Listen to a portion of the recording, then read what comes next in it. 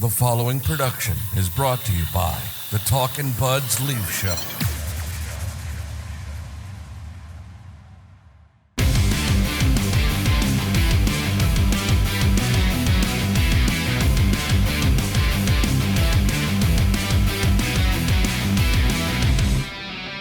Here we go, Talkin' Buds Leaf Show, episode 310.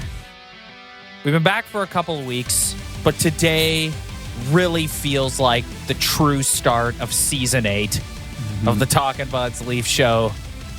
Training camp is open. We heard from Brad Treliving and Craig Berube. We heard from Matthews, Tavares, and Rielly at the same time. They did not broadcast these live, which for people like you and me who cover this team from afar and aren't credentialed media members was really annoying.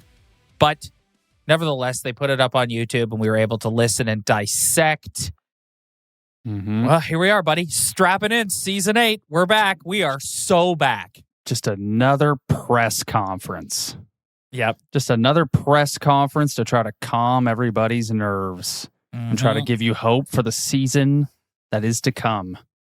It's just so I think we start off with the quote of the day, which came from Craig Berube when asked, how do you feel just going into your second season as Toronto Maple Leafs head coach? Losing Mitch and bringing in 3 new players, it's a little bit of a change here for sure. What excites me is I don't have to hear core 4 anymore. Hopefully I don't have to hear it from you guys the whole season. You and me both, Craig. You and me both. Yeah. I don't know if the mic wasn't hot enough, but I think he was going for a laugh there and kind of fell on his face. Well, I'm happy I don't have to hear it anymore. Oh my God, I'm happy I don't. Like, think about that. Our entire time doing this podcast has been in the core 4 era, and it's always been about the core 4 every year. Well, you have so much of your money tied up in 4 guys. This is all you can do. Well, and this year they don't. And they have some cap flexibility, and it's a completely different. I have to say, going into this season, on a personal note, I feel I've got a lot more juice going in this year because it just feels different. It doesn't feel like I'm not necessarily going into this thinking, okay, wake me up in April, because we don't know how this team's going to do in the regular season. We don't know, are they going to compete for a division again? Are they going to be a wild card team? Are they going to be middle of the road, second or third? What's it going to be? What are we going to see night in and night out? How are they going to play? How is the special teams impacted without Marner? All these things. For me, I'm feeling rejuvenated. Yeah, I know what you mean. I'm not sure I'm at that level you are. I think the more I think about it just over and over and over again and think about Mitch and everything, I'm just so at peace with the fact that just didn't work. I've had so many arguments with dudes just about what they're going to do this year. And it's you know what? Whatever they do, they do. But all I know is what I've watched in the past just did not work. And that gives me peace going into the season. Yes. Agreed. And I think that was the point Berube was trying to make by the core 4 crack. Yeah, well, what's the new name? As well as he planned. There's got to be a new name. Myrtle had I saw Myrtle. Let me pull up his Twitter. Myrtle had a good name for them. Let me find it here. Where are you, James Myrtle? Because is Tavares? I guess 3. The key 3. Yeah, because Tavares isn't really with the contract now. You can knock him out of that, and he can kind of shy away. He's not going to be criticized as harshly, I would think. No. Dude, that guy, that's a great point, and that's something in our first 2 episodes of the season we haven't really discussed is the lens you view John Tavares through now is completely different. You're not looking at him being this guy, he's not an $11 million player, he's whatever. It's this dude is on an amazing cap hit. He signed for less than we all thought he was going to. He didn't play hardball. He wanted to stay. Everything with John Tavares the rest of the way out on that contract is gravy, in my opinion. Yeah, no, it's so I was wondering, it's not gonna be the core 4 because it's gonna be everyone's gonna be wondering if Nye's is Nye going to step into the core. I think that's going to be kind of the big storyline throughout the season. Yes, 100%. So, little piece of news today. Right off the top, Treliving announces that Max Domi has the lower body injury and won't be a full participant to start training camp. I want to play a clip here from Berube talking about who the other winger on that top line is going to be, which sort of was part of his answer when they were discussing the Domi injury. And it's something that we're all talking about. Is it going to be Domi? Is it going to be Michelli? Here's Craig Berube when asked about the other winger on the top line. With Matthews and Nyes, they formed some great chemistry last year, but with a guy like Mitch out of the lineup, you're looking for somebody that can make some plays and guys that can pass the puck. Little give and go with Matthews and Nyes. So Michelli's a good playmaker. We know that, and we've seen that. And obviously Max is one of those guys too. But again, we'll see how it looks and how it goes. So our speculation that those were the two top picks for that line, that sure seems that way when you listen to that answer. Quite frankly, you're not very bright if that wasn't your two options, because if you look at the roster, there are no other options. I like what Treliving said. He's just like, I don't know. And I don't know either. Who knows? I don't know Michelli. I'm not Max Domi. I'm like, anybody who thinks Max Domi is just going to wake up and be a 70-point, it's not happening. Max Domi, what you see is what you get with Max Domi. And you just hope you can get a tiny bit more being paired with better players and having a more consistent run time in the top six. But yeah, I don't know. I don't know. It's a hole. It's a hole. Like, it's just, it is what it is. It is a hole, and someone's got to fill it. And I don't know if one of them are going to be able to fill it to the expectation that everyone has. I don't know. Not super concerned about this Domi injury. It sounds like it's pretty minor and that he's just going to miss the start of camp. But one thing we do know is that, like, missing training camp's a big deal. Yeah, 100%. Yeah, like it's then you get the excuse if you got to get your legs back under you and just all that crap that I don't want to hear. So yeah, I don't want him to be hurt. I heard that and I was like, nice, good start. One of the things I really liked about this news conference today with Treliving and Berube is I thought they touched on a lot of things that you and I have been discussing in the previous week since we came back from summer break. One of them was, what are the expectations for Easton Cowan? Like, what is the organization hoping for him? And Brad Treliving had this to say about it. I think he's ready now to come and try to push to be on the team. Now, is that October? Is that December? Is that a year from now? The players will decide. I think adding is that now? Is that December? Is sort of getting the fan base ready for the fact that the organization sees him starting the season in the American Hockey League, which you and I have said is, I think that's the best place for him to start. Yeah, and he also said several times today that there's too many bodies and not enough seats, and for the seats that need to be filled, that type of role that they need is not the one that he's going to play. And yes, this isn't junior anymore. I know you were an absolute GOAT in London. Respect. We've seen, but this is a whole different ball game physically. So I think he's, I don't know. We'll see. I don't think he's going to be on the team, but I mean, if he shows up and he's a GOAT, then maybe he will. But yeah, I think physically he won't be ready. If you just watch all the highlights of him in the rookie camp, and he just still looks kind of small, and I don't know. In your opinion, is he going to have to show up and really stand out? Like, is he going to have to blow everyone away to get the starting job? Yeah. Yeah. Yeah, he's going to have to blow everyone away. Yeah. Yeah. I feel like he's got to show some scoring ability. Like, I know he's scored a shitload of points in junior, but I think if he comes in and he starts just making plays and like creating offense, then that's something that they're going to need. Yes. But he's not going to wow anybody with his forecheck or his physical play or his defensive prowess. I don't think so. No, unless he comes in, he's a playmaking machine. I don't know if it's this year's the year for him. And one thing we know is how many guys have had great camps and looked like GOATs in the preseason, and when the real stuff rolls around, they're not able to be as effective. Like, they're just not. Yeah, just because he goes out, scores a hat trick in a preseason game doesn't mean that when the real stuff starts in a couple of weeks, he's going to hit the ground running. Yeah, well, I'll be the first one to say it now because you're here endlessly for the next 3 weeks. It's just the preseason. Mm. So, well, and enjoy. Hey, man, listen, there's 6 preseason games. Enjoy them, because next year there's only going to be 4, and we'll be strapping in for 84 after that. 84 games is insanity. It is way too long. Not to get off on this tangent. This year they have, and then they mentioned the Olympic break too, and I was like, oh my God, they're gonna be. How many 3 and 4s are they gonna have? And gonna be back-to-backs they had last year. It was out of this world. It's gonna be even worse probably. One of the storylines that popped up this week, or was making news this week, was the Leafs negotiating an extension with Anthony Stolarz. Treliving kind of touched on that today. It was funny.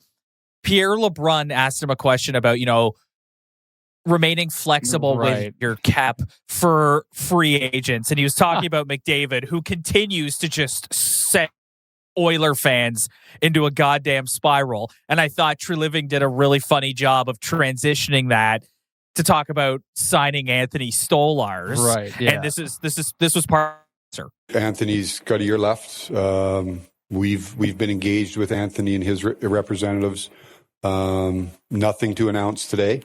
Nothing to announce right now. We'll see what the day brings. But we're hopeful to find a good outcome there.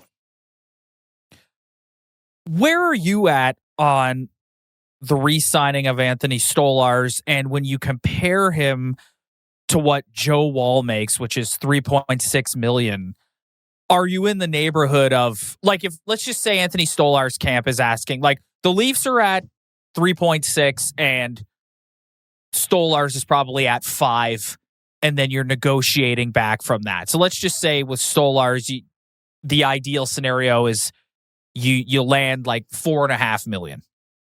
I'd take it in 2 seconds.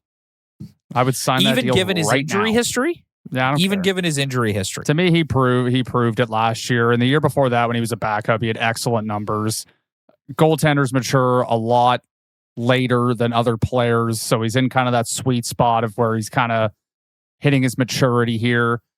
This is more about me just not really trusting Joseph Woll, to be honest with you. I think Joseph Woll is a very capable goaltender, and I think we haven't seen the best of Joe Woll, but as of right now, if you're going to a season with Joe Woll and the Hildebeest or some other schlub behind him, that is not making me feel very confident. I'd rather invest in a guy who already played a season for you. Yeah, he had a weird injury, but Joe Woll also has had weird injuries.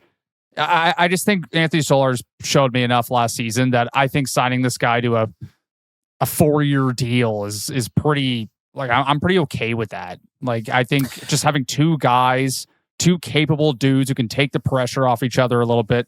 Yeah, they got to run with a guy in the playoffs, whatever. But I would sign that deal in 2 seconds.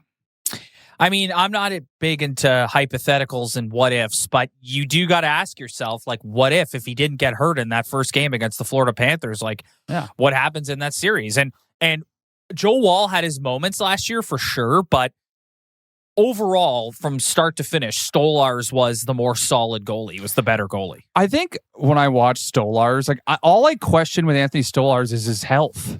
I think when he's in there, I don't question his mentality. I don't question the attitude he brings to the net. I don't question his ability. With Joe Woll, I think he's a good goaltender, but I do kind of question a couple more things about him than I do about Anthony Stolarz based on what I saw last year. Yeah. Stolarz was the better goalie last year. Like, yes, he was.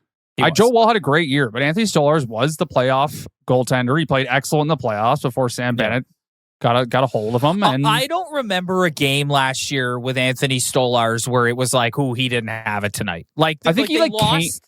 I think he came back and he had a rough one. But yeah, other than that, I don't really remember one game where he was. No.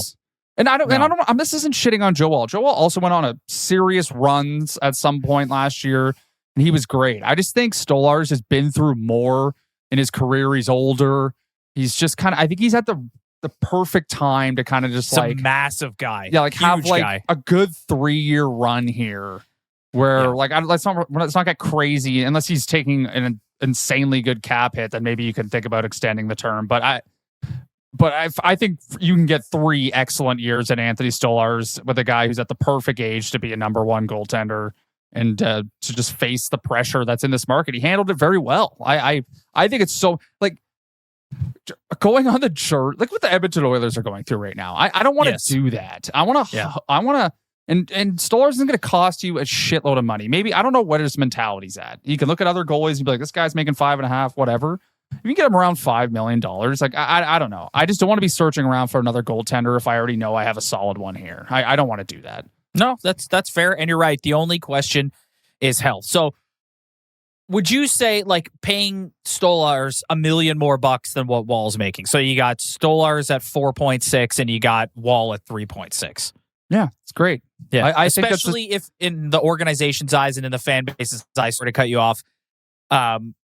Stolarz is number 1 on the pecking order. Yeah, I think pretty much everyone would agree with that. And also, it's the strength of their team. Like, you talk about going into this season, and that is one of the main reasons why I think they're going to be a playoff team. I just think they have better goaltending depth than just about everyone else in the league. And that's going to help them. And it helped them last year. Like, there was times last year where they weren't scoring goals, but they were getting excellent goaltending. They were playing good defense. What was just always a question mark for this franchise for as long as I've been alive is no longer a question mark right now, and I'm really happy about it. Yeah. So I would do anything. I would invest $7-8 million into my 2 goaltenders to make sure I'm solid there, because it's everything. Your season, your shot. The NFL season is rolling, and every touchdown can bring you closer to a payout with DraftKings Sportsbook, an official sports betting partner of the NFL. From first touchdown scorer to anytime TD props or the thrill of live in-game betting, every snap is loaded with opportunity. New customers, this one's for you. Bet just $5 and get $200 in bonus bets instantly. Plus, score over $200 off NFL Sunday Ticket from YouTube and YouTube TV. Download the DraftKings Sportsbook app and use code THPN. That's code THPN to get $200 in bonus bets instantly when you place your first $5 bet. Plus over $200 off NFL Sunday Ticket from YouTube and YouTube TV in partnership with DraftKings. The crown is yours. Gambling problem? Call 1-800-GAMBLER. In New York, call 877-8-HOPE-NY or text HOPE-NY 467-369. In Connecticut, help is available for problem gambling. Call 888-789-7777 or visit ccpg.org. Please play responsibly. On behalf of Boot Hill Casino and Resort in Kansas, fees may apply in Illinois. 21 and over. Age and eligibility varies by jurisdiction. Void in Ontario. Bonus bets expire 7 days after issuance. See sportsbook.draftkings.com/promos. NFL Sunday Ticket offer for new subscribers only and auto renews until canceled. Digital games and commercial use excluded. Restrictions apply. Additional NFL Sunday Ticket terms at youtube.com/go/NFL Sunday Ticket/terms. Limited time offer. 2 guys that we've talked a lot about on this podcast are Morgan Rielly and Nick Robertson. Both Treliving and Berube were asked about both of them today. And this is what Brad Treliving had to say about Morgan Rielly and trying to get him back. Because we all agree last year was not a great year for him. And this is about trying to get him back to the best version of Morgan Rielly as a hockey player. Morgan and I had a real good chat at the end of the year, and real honest chat about, where his year was at, what I think he's capable of, what he's capable of. And I'll just say it's something that he took to heart. And I don't know if there was many days that he wasn't in this facility from about a week after the end of the season. So he and Treliving had a chat, an honest chat. And as a result, they were really happy with what they saw through the off season training, getting his body ready. Encouraging thing to hear. Yeah, obviously. See, I appreciate you waiting to let me cue up the drop there. Yeah, obviously. I mean, yeah, it's good to hear. What is the best version of a 31-year-old Morgan Rielly? That's what I'm wondering in my head. a guy who produces way more offense than what he did last year. We're talking about offense here, right? Yes. This is what we're talking about? Yes. He's never been a defensive stalwart. He's never going to be a defensive stalwart. When he's at his best, he plays well defensively, but I think it's being a way better quarterback for the power play. I feel like that a lot of that was probably, look, dude, you got to quarterback this power play, especially now with Marner gone. We need you out there, and we need you to be a legitimate shooting and scoring threat, and you got to get yourself back to that place. Yeah. Yeah, I think just providing offense, that's all he can really do. I think he does need to be a little bit better 5-on-5 defensively as well. Like his on-ice goals against, they took a nosedive a little bit. But yeah, it's all about him providing more offense. I think that's what we're all looking for here. And that's what I believe the conversation was about, because yeah, he's taken a bit of a dip, and just getting him motivated and getting him to be one of your best 2 defensemen throughout the years. Tree said it's so important to the success of this team. So I mean, it is. It really is. Like I think, I think we understate how important he is. And I think having him play at a high, like you think back to the playoffs a few years ago when they eliminated Tampa in the first round, he was their best player in that series. Yeah, he was best. Yeah. And like that version of Morgan Rielly, especially now, like I said, with Marner walking out the door and the impact that has on special teams, you need that, man. They need that. They need him to be at his absolute best. I know everyone wants to believe that like everybody's a team player in life and everyone's just a good guy and everyone just takes one for the team. But when you've been playing on a team for a long time, you've been the number 1 option on the power play, and that's basically how you get all those extra points we're talking about. And then one day you're just like, dude, you're not on this anymore. There had to be an element of like, fuck this. Like, but at the same time, Ryan, I've been in that situation in life plenty of times. But at the same time, Ryan, like the guy, it was kind of his own doing. Like the dude is not a scoring threat from the point. And you talk about this all the time. Like they don't have a guy back there that can just wire one into the net. Who's the guy running the power play who's telling Morgan Rielly, dude, you just need to shoot the puck more? Like, why did Morgan Rielly always feel the need to look for somebody else? Because the person who was getting the puck was the priority, and we just had to force feed it to that person. You need to encourage this guy that when you're the quarterback of the fucking power play, you have the ability to shoot, pass, do whatever the hell you want. So let's not focus on just trying to craft this perfect play and let an extremely talented player use his eyes and use his brain to make the right decision. Well, if I may, what if that wasn't the direction of the coaching? And what if that was the direction of the culture of the locker room where people got to get their cookies? Yeah. Like I'm not trying to make any excuses for him, but it's a fair point. I'm a little puzzled like why. I think as a coach, if I had an extremely talented player on my team, I would go tap him on the shoulder and be like, hey man, like I know you can do this. I know you have the ability. So don't be afraid to like improvise out there. Like when you're in the D zone, you got to follow that structure and you can't be freewheeling around. But when you're on the power play, that's when it's time for the big boys to use their creativity and make plays. And I think he has that ability. You see, there's plenty. I know we always joke about him missing the net sometimes, but he's scored a lot of nice goals. Like I know he can shoot the puck. He may not have a huge clapper, but you can't tell me this guy can't just fire it on the net. Like he totally can. So I hope he's encouraged more to do that. Mm-hmm. Hopefully they'll end up with him getting more points. Yes. Someone also asked about Nick Robertson. The last 2 episodes, you and I at one point or another have talked about Nick Robertson. Craig Berube answered that question today when basically being asked, where do you see him fitting in?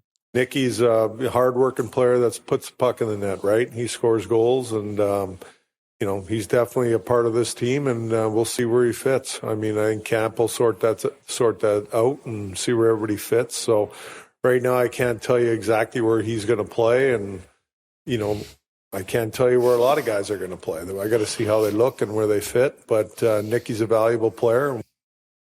He had no problem naming where Machelli and Domi were playing earlier. Yeah. Do you think Nick Robertson is going to be playing for another team at some point? Honestly, no, I don't. No, I think they kind of want to John Schneider this. Yeah, maybe you take that approach. I don't know. Like maybe you mix up a third or fourth line every now and again, depending on what the matchup is, who you're playing. Because he's right. He's a guy, when he gets pissed off, he can put the puck in the net. But when you're playing the Florida Panthers, there's no point of having him on the ice. So I don't know. That just didn't sound like a super high vote of confidence to me. I think he's the type of player that Craig Berube doesn't really have a ton of time for. Inconsistent, small, like it's like you look at the guys who you just know, like, who aren't Berube guys up front. We can name them all right now. Nick Robertson, Calle Yarncroc, David Kampf. Like, these are guys who they're coming to camp, and I guess if they play well, they'll earn a spot. But I don't think Craig Berube, especially when you talk about some of these other guys, they were really complimentary today of the new guys they brought in. Mm-hmm. I just don't see a world where Nick Robertson is not starting, barring him having the camp of his life. And again, I come back to what I said earlier about just because you look like a GOAT in a preseason game doesn't mean it's going to translate to the real thing.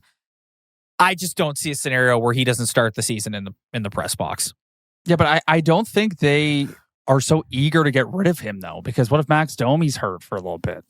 What if Matthias Machelli all of a sudden has a hammy? What if any of those top six, then he can fit in there? The depth, and you don't have a lot, like, because that's the only place you can really play and contribute. I know he had a nice little run with McMahon and Domi for a bit last year, but yeah, I think they just like him as a depth piece. Just, I know he may not like it, but he is kind of a nice option for someone who, if anyone goes down, or you could put him in there, and he has the ability to score 15, 20 goals in the NHL if he played a whole season and had plenty of ice time. So I don't know if they're so eager just to like get rid of him, because I just think they like having that option. Yeah, I mean, I guess if you could flip him for something, but you'd be flipping him for more depth at that point. So yeah, those are all my clips that stood out today from that news conference, press conference, whatever, with Treliving and Berube. I like the duo. Yeah, like, but you know what? We haven't mentioned Brendan Shanahan's name once since we came Simmons. back. So Steve Simmons, as we transition to the player one now, I only cut one clip from the Matthews, Tavares, Rielly one, because I've always been of the opinion. Let me put it to you this way: if I'm in my car and I have sports talk radio on, and whoever the host is says they're going to interview an athlete that's currently playing in the league right now, click, because more often than not, they have absolutely nothing interesting to say. And literally, this news conference was just Auston Matthews saying, and then it was John Tavares saying, so, whatever. Steve Simmons outright asked the three of them, how does it feel to start the season? And I'm paraphrasing here, obviously. Like, Sheldon got fired. Brendan Shanahan got fired. Those guys get fired because players don't get it done. Like, how does that make you feel, basically? And they just did the standard stock player answer. It's tough to see those guys go, and we appreciate the chance they gave us and that kind of thing. But it was not... There was one quote that I have clipped here that I'm going to play from Auston Matthews, and it was what was asked about Marner. And I'm going to play it, and then I'm going to tell you what I liked about it. Your teammates, you're also friends, and he'll be a friend of all of ours for life. So, those are always tough conversations to have. But at the end of the day, he made his decision, and we wish him nothing but the best moving forward, and we're moving on. Like I said, bringing in some new faces, some new guys that we're super excited about. I can't really dwell on the past. I like the end of that. I like that he went out of his way to say we're moving on, bringing in new faces, can't dwell on the past. As a fan of the team, I like that, because in the back of our minds, a lot of us were wondering, is Matthews going to be sulky a bit about losing his buddy? And I didn't get that vibe from him today at all. I thought, outside of like the stock hockey player answers, I thought his demeanor was really good. I thought he opened the media availability on his own. I thought he did a really good job with that. And yeah, I liked him adding that at the end, that we're moving on. And can I just say one more thing as I go on a tirade here? To beat guys, people who cover the team. And I don't ever chirp reporters or beat people. I happen to think being a beat reporter for a sports team is an outrageously hard job that every single day. There's a reason why you and I only do 2 episodes a week, because it is damn hard to come on here and think of new, interesting storylines to talk about every single day. But my God, you got it out of your system today. I don't want to stop asking these guys about Mitch. Today was your day to ask it. They answered the questions. If a week from now into camp, they're being asked, how does it there on a new power play without Mitch? Like, enough. Mitch is gone. The players were pretty clear today. Treliving and Berube were pretty clear today. They're moving on. You need to move on. Because as a fan base, which you and I are the voice of the fans, I'm sick of hearing about it. I don't want to hear the guy's name anymore. Move on. Stop asking about it. Yeah, I could see another power play question for sure. Now that you bring that up, I could definitely see them running power play drills in camp and someone asking how they're going to do it different without him. I don't really see the whole, I don't think we're going to get another, we're going to miss him. But if they go on a little drought at the start of the season and they're not scoring anything, then it's inevitably going to be brought up again. Well, I don't know if you heard this, but I got a chuckle because I've been saying this forever, that yesterday on Overdrive, they had Adam Copeland on to discuss the AEW review in Toronto this weekend. And obviously with Adam Copeland on, they started talking about the Leafs and the additions they made and the changes they made. And O-Dog said, well, you just wait. At some point in the season, they're not going to be scoring. And some hero is going to write an article about letting Marner go and how now that's impacted your ability to score goals and the offense is dried up and yada, yada, yada. And it's just like, God, I'm dreading that. I'm dreading that point of the season where they're only scoring 1 to 2 goals a game. And we have to have this discussion of, well, you gave away a player of Mitch Marner's caliber and how you going to replace that offense and how you get, I am dreading that discussion. I think if we're having that discussion in January, I don't really care. I just hope it doesn't happen in October. Let's have a good October here. We know they're going to have a good November. Oh yes. If the Stanley Cup final was in November, the drought would have been over a couple of years ago. They're the Florida Panthers. Yeah, they're the Florida Panthers in November. The November goats. Yeah, they trouts teams in November. Yeah, but I think in October, if it happens right away, then I'll be annoyed. But if some hero's writing that in February, it'd be like, dude, you have a pretty large sample size of what this team's gonna be like. They're obviously gonna be different. Craig Berube obviously plays a style that lends itself to less kind of explosive offense and just more structured play. They have enough. Willie's still gonna do Willie things. Willie can get on a breakaway better than anybody in this league. They still have 3 guys on this team that are capable of scoring 40 goals or more.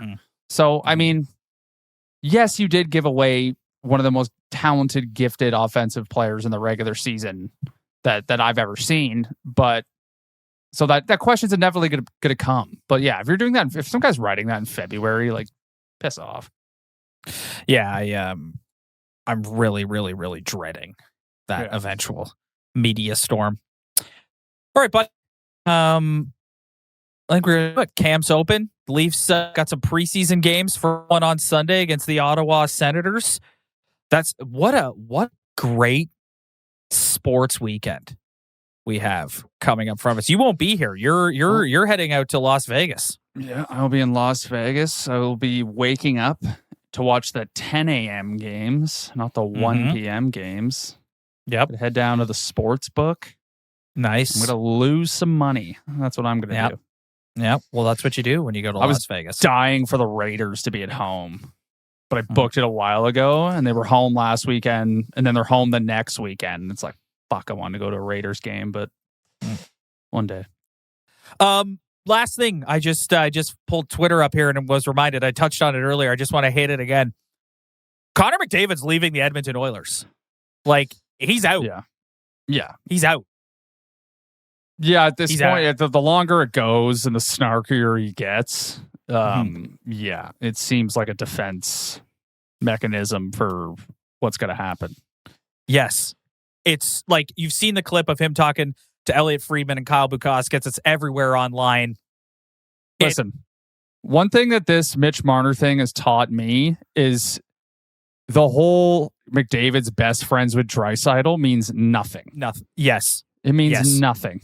Because you've heard like the murmurs that Auston wasn't really aware about what Mitch was doing until later in the season, which I don't know if that's true or not. But I've also been in that situation in life. Like, working in the same place with like your best friends is great, and it makes your day to day more enjoyable. But at the end of the day, it is not a deciding factor on a decision of this magnitude for this guy. So. I don't want to. I know that everyone, us included, likes to have fun with the idea of him signing with. But if you just look at, this is the greatest player in the game. He's got the opportunity here to sort of reshape the way star players go about signing contracts, because he might leave Edmonton. That doesn't mean he's going somewhere else and signing 8 years. Like, we're finally in a situation like we talk about all the time, where we're through the worst of what happened with the pandemic, and the cap is going to continue to go up every single year. So there's nothing that says this dude is not going to sign short term wherever he wants, and then, like, I don't know, sign somewhere. Let's just say, for argument's sake, he signs with the LA Kings for 3 years. And then after that, he renegotiates. Maybe he stays there and gets high. Like, he's maximizing his earnings. And because of who he is and because of the position he's in, he has the opportunity to be that first domino and really change the way star players go about signing contract extensions in this league. Kind of Matthews was the first. Like, Matthews has been doing that. Like, with the cap Matthews going is up. not McDavid, man. Like, Matthews is not McDavid. He's not. You don't have to tell me that. You don't have to convince me of that. I know that. Auston Matthews at his best is a superstar and makes your team great, and is one of the best players in the game when he's fully healthy. Connor McDavid is a generational talent, the likes of Wayne Gretzky, Sidney Crosby, Bobby Orr, a once-in-a-lifetime talent. In such a GOAT culture we live in, though, the thing I am worried about with him is he's going to do a little bit of a Kevin Durant here, and he's going to go join a train that's already down the tracks. And does he seem like that type of guy to you, though? Well, what the fuck else is he doing then? Yeah, like, it's true. The team you've been on actually went to the Cup 2 years in a row, and they dummied the Western Conference this year. Yes. Like, they got dummied in the Stanley Cup final, but they mopped the floor with the Western Conference. So he's leaving the best team, like the second best team in the NHL, technically. So there's only one team better than that. You don't want to go there, or else I'm done. I mean, oh my God. I'm done watching hockey. That's nightmare. You'll never see my face again. Honestly, Ryan, throw Tampa into that mix too. Like if he signs in Tampa, forget it. Later. Forget it. Yeah, forget it. It's the Talking Both Bud Florida show teams now. Off limits. Yeah. Talking Bud. Yeah, Rob Furnish Leafs podcast. Yes, Ryan's left. Ryan's gone. Yeah, I can't do that.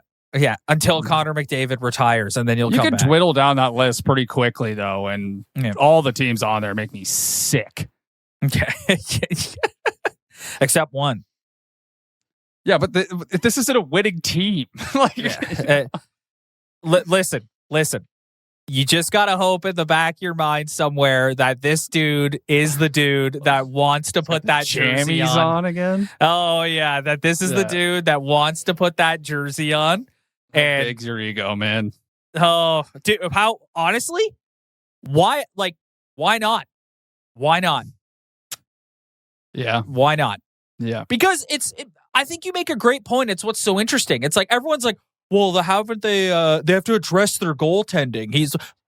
They've made it to the Cup final 2 years in a row with Stu Skinner. No one was even close to beating them last year in the West. Yes. Nobody. They so it's mopped like, the what floor. are you talking about? Like this team theoretically. And like, yes, they got dummied in the cup final. They were missing Hyman. Like they were like, they were banged up.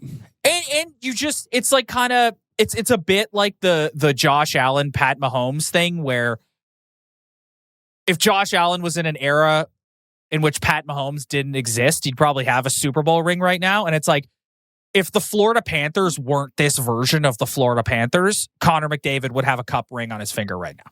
Yeah. 100%. Yeah, it's true. Yeah. So that's why it drives me nuts when people are like, well, you know, he's still sitting there waiting for them to address their goaltending. It's like, what are you talking about? They literally went back-to-back cup finals with Stu Skinner. They should have won the first one, man. They fumbled that. They fumbled that so hard. They did. All right, buddy, we're going to get out of here. We're going to be touch and go next week in terms of I'm going to be doing an episode by myself or if Ryan is going to join me from Las Vegas. We will, regardless, there will be some Talking Buds Leaf Show content next week. Like we said, we're going to do one episode a week and then until they start playing games, and then we're going to do two. So we're approaching 2 episode a week territory. So if you're joining us for the first time and you haven't already subscribed, hit the like and subscribe button right now. Links to our socials are also below. If you're listening to the audio version, please do the same. Like, subscribe, review. Every little bit helps. Our audio numbers continue to climb and climb and climb. And that's because good people like you like, subscribe, and review. And you know what else they do, Ryan? Spread the word, tell your friends. Yes, they do. We will see you guys next week.